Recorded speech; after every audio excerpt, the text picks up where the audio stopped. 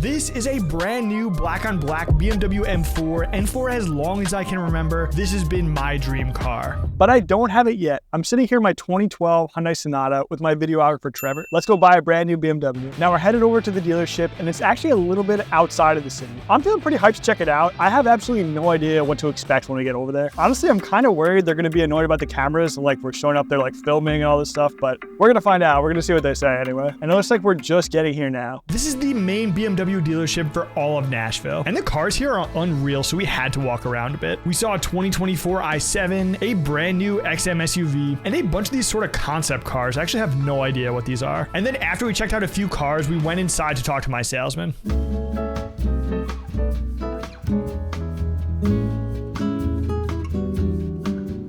All right, guys, so we're in the Sonata right now. I'm just gonna give you a little preview of this car. All right, super fancy, okay? All right, guys, we're gonna start this Sonata.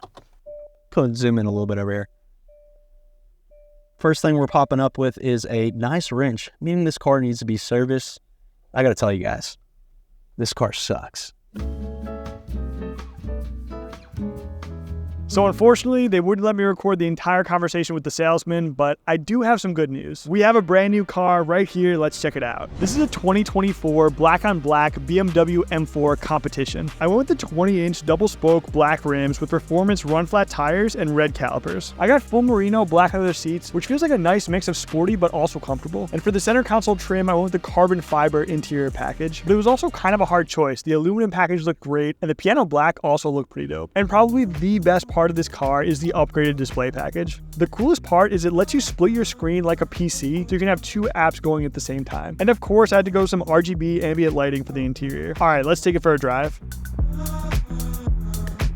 So now, amazing as this car is, there are definitely a few things about it I do want to upgrade. Like the first thing is the window tints. I'm actually surprised they gave it to me without them. The window tints feel kind of like something you would want in their like stock, like regular. And they're not super expensive to do, so I can just have them added, probably like over a weekend or something. Now, another big thing I want to add that I definitely want to get in there is the ambient lighting upgrade. The ambient lighting we have now, it's pretty dope, it's sick, but like as a tech creator, it feels a little bit too like thin for me. I want to see if I can get some like nice fat RGB strips in there or some extra like lighting on the inside. I think that would look sick. And then the last thing that's honestly not as expensive as you would think, I want to add some projector car door lights, like those sick lights when you open a car door and it has like the logo coming out on the floor or some sort of like hologram on the ground. Those look awesome. And you would be shocked. They don't even cost that much. They cost like $100 to have them installed. It's super worth it. And if you want to see me make any of these mods, I'm definitely going to be doing them over the next few weeks. Drop a sub. I'll have some shorts. I'll have some long form videos about them. Thanks a ton for watching, guys, and I'll see you in the next one. Favorite feature, if I just need to calm down, you know, sometimes there's road rage on the interstate and I just feel like I need to turn off the car in the middle of the road.